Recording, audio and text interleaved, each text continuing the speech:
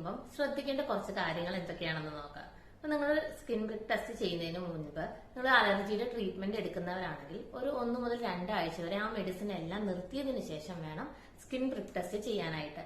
എന്നാൽ മാത്രമേ നമുക്ക് കറക്റ്റ് ആയിട്ടുള്ള റിസൾട്ട് കിട്ടുള്ളൂ. അതുപോലെ തന്നെ നിങ്ങൾക്ക് ഇപ്പം ഫുഡ് അലർജി ഉള്ള ആൾക്കാരാണെങ്കിൽ എന്ത് ഫുഡ് കഴിക്കുമ്പോഴാണ് നമുക്ക് പ്രശ്നങ്ങൾ വരുന്നത് എന്നൊന്ന് നമ്മൾ തന്നെ ഒബ്സർവ് ചെയ്യണം.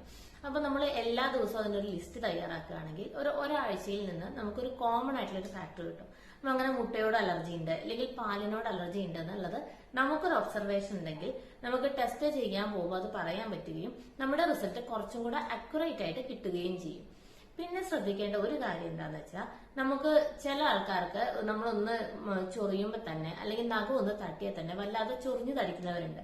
അത്തരത്തിൽ ഭയങ്കര സെൻസിറ്റീവ് ആയിട്ടുള്ള ആൾക്കാര് സ്കിൻ പ്രിക് ടെസ്റ്റ് ചെയ്യാതിരിക്കുന്നതാണ് നല്ലത്. ഇത്തരത്തിൽ സ്കിന്നിന് ഭയങ്കര സെൻസിറ്റീവ് ആയിട്ടുള്ള ആൾക്കാര് സ്കിൻ പ്രിക് ടെസ്റ്റ് ചെയ്യുമ്പോൾ അലർജിക് റിയാക്ഷൻ ഭയങ്കര കൂടുതലായിരിക്കും. അതുകൊണ്ടാണ് അത്തരത്തിലുള്ള ആൾക്കാരോട് ഇത് ചെയ്യരുത് എന്ന് പറയുന്നത്. പിന്നെ നിർബന്ധമായിട്ടും ഒരു ഡോക്ടറുടെ നിർദ്ദേശപ്രകാരം മാത്രം സ്കിൻ പ്രിക് ടെസ്റ്റിന് പോവുക.